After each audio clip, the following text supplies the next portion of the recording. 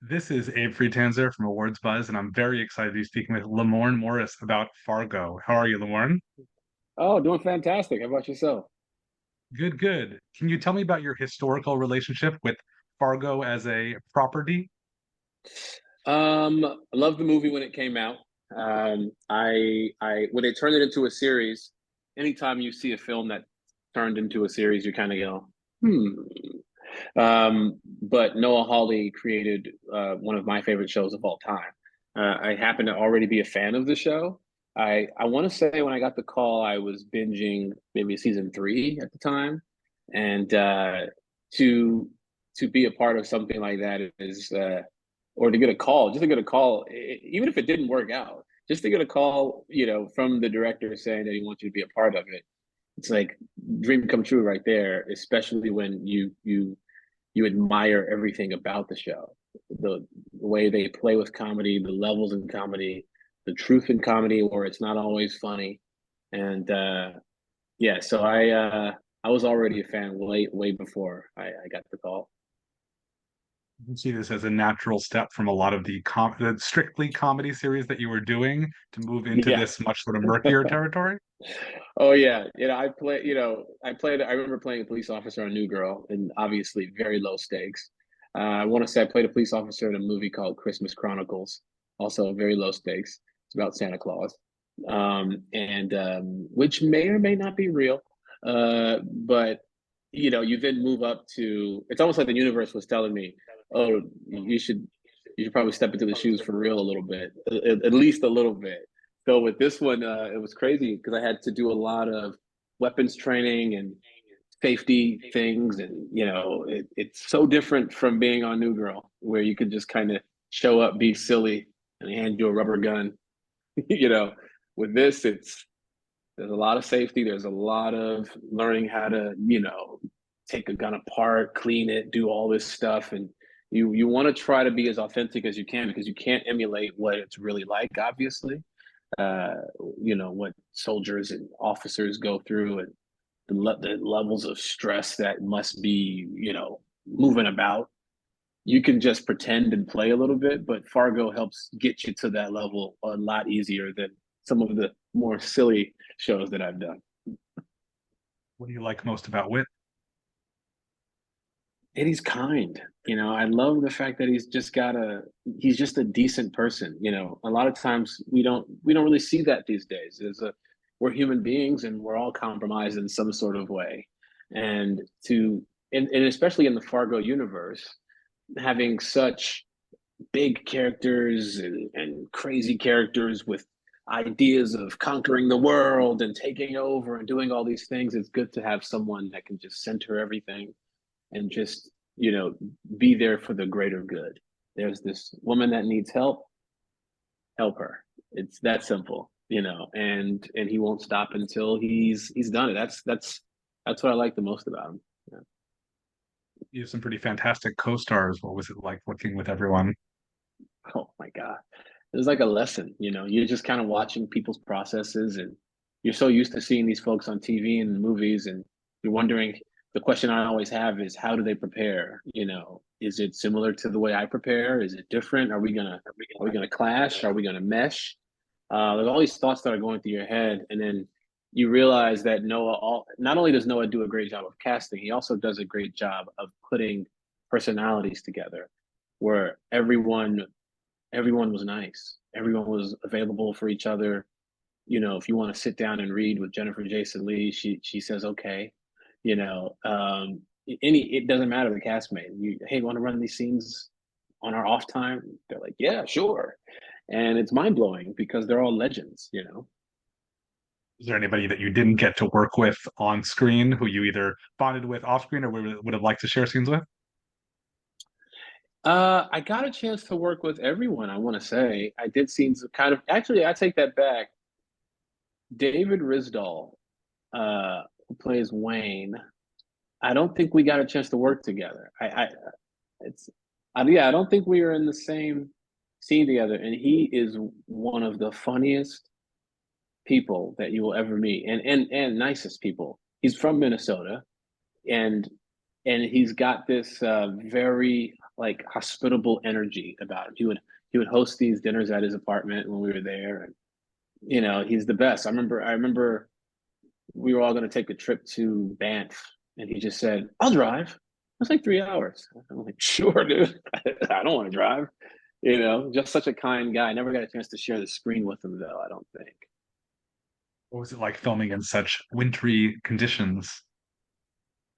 I wish we were shooting in Hawaii and they made the sand look like snow. They just that cold weather is brutal.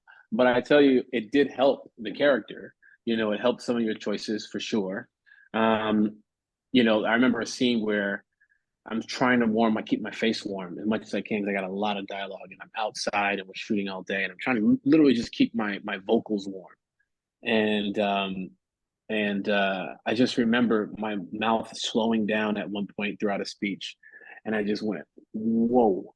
And I thought to myself, "Well, it is cold out, and the audience can see that it's cold out, and just be honest and do it. Even if your mouth gets stuck, that's what happens sometimes in cold weather. You know what I mean? Sometimes your nose runs and it doesn't look great, but that's what happens in cold weather. So you couldn't get that in the summertime. So it was good to have the authenticity of it being -20, -30 degrees every day. I want to flag a quick spoiler warning for fans of yours who may have happened upon this interview without watching the entire season of Fargo. Ooh, spoiler. Yeah. Does it feel right that almost everyone survives and the nicest guy doesn't? Well, originally, I'll be honest with you, I didn't like that. When I read it, I was quite upset with it, and I didn't know how to feel about it. And I remember having a conversation with Noah, and he said to me that there are a lot of characters on this show that could die, and it might not be met with the same level of pain, that your character would cause. And here's why. Like we spoke about earlier, other characters can possibly be compromised in some sort of way. If Wayne dies, it's almost like, well, Wayne has been warned by his wife so many times to don't touch that window or stay here or do that, and he keeps running into danger. And and you can say the same about most of the characters. But for me, my character has one job and one job only, and it is to protect our hero, which is Dot. And to see him actively try, it gives the audience this hope that he will do it. And when it doesn't happen the way they want, it causes it pulls out the heartstrings. And I think in typical Fargo fashion, you want scenes like that. You need it. You need a blow like that in a show like this. And upon further review, I gotta say I am excited. I've never been excited about dying until watching the finale.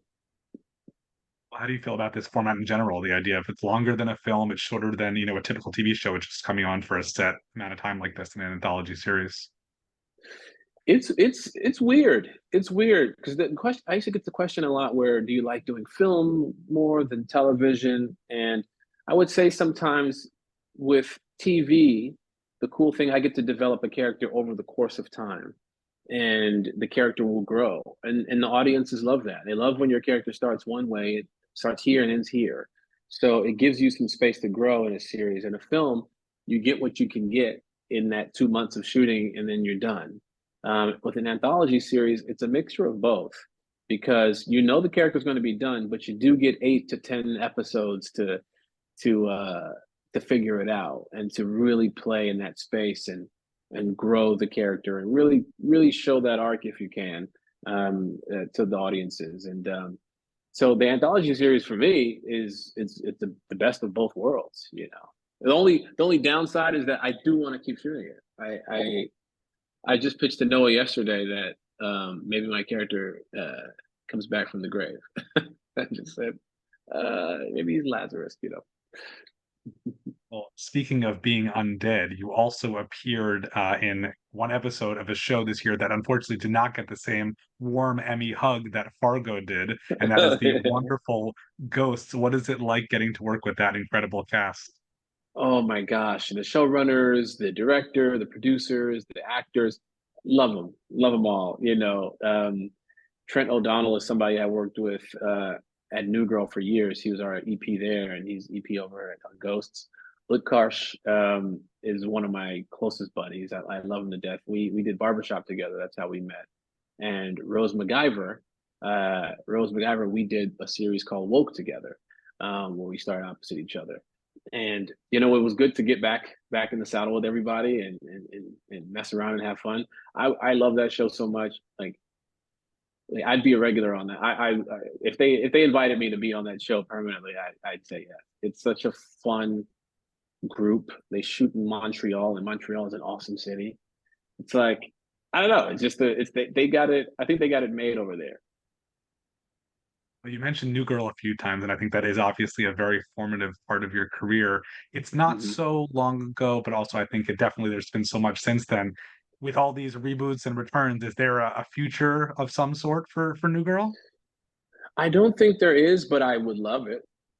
Again, some people when they and not anyone on our show, but like in general, you hear once people have moved on past the show, they've moved on. The problem with our show is that it hasn't died yet. Like New Girl has picked up steam in a way post pandemic like nothing I've ever seen. It's almost like it's a new show. It keeps finding new generations of people that watch it, and I love that. I do this for fans. I just I truly read the comments. I see what people are saying, what they're thinking. Oh, Lamorne, you swear too much in interviews. And I go, okay, I'll monitor that. I'll tone that down. Because I really do care about what fans think. They are the consumer. They want to watch something entertaining, and I want to see if I can provide some level of that for them. And New Girl happens to be a big source of entertainment for a lot of folks. And if we were to if we were to reboot it, I'd say yes in a heartbeat. You know?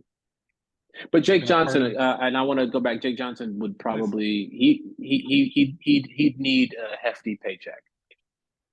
Yeah, I do it for free. I do it for free.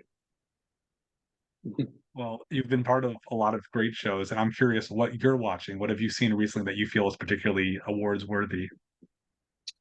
Shogun, uh, I think should crush. It's such a good show. Um, I started the Fallout. I haven't finished it, but that's a really cool show. The Boys is up there with some of my favorites. So I love that show. It's so ridiculous. It's so ridiculous. But that's definitely one of them. I'm trying to think, what else am I watching right now? Honestly, lately I haven't really had the opportunity to sit back and just kind of watch TV. I'm a single dad and I'm busy and working and filming and now speaking about different shows and Emmys and things like that.